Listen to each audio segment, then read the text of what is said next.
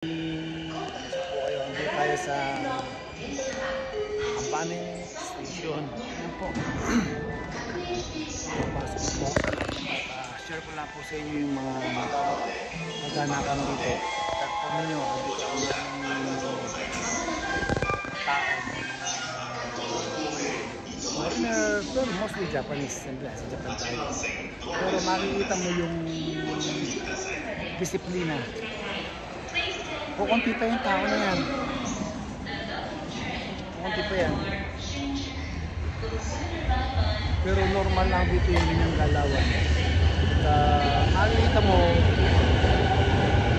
andyan yung disiplina, andyan yung respeto nila. Kung na lang ang bata. Kaya lang, ako bilang isang Pilipino, bilang isang tayuan dito, kailangan mong kung ano ang patakaran nila or else hindi ka nagabagay dito sa bansa ng Japan. Ito yung bansa na isa sa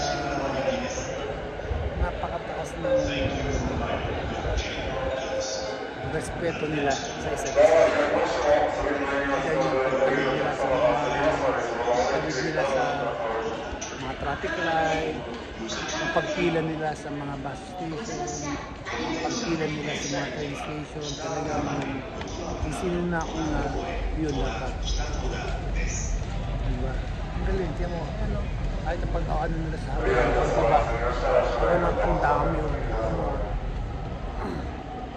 Yung kagandahan kasi nun, mabibilis silang tumilos. Grabe. Mga matanda, mga bata, kasi ano nga sila, masisigla. O yan, parating na yung tren. Sasakay natin yung tren kasi bawal nang magsalita o gumamit ng cellphone sa loob ng tren.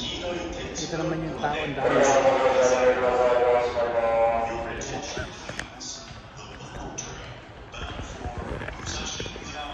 Pagdating ng sasakyan ng tren, bye-bye na.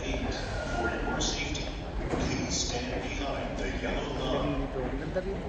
Tsaka alinis ng stationery dito. Tahimik. Nakikita mo sa kanila, hawak nila yung mga cellphone nila. Ako lang nagsasalita rito. Pero mahina lang ang boses ko.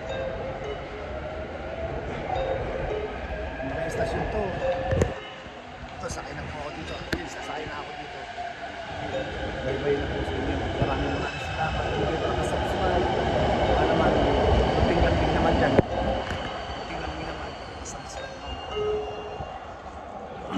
Sakay na po ako. Thank you.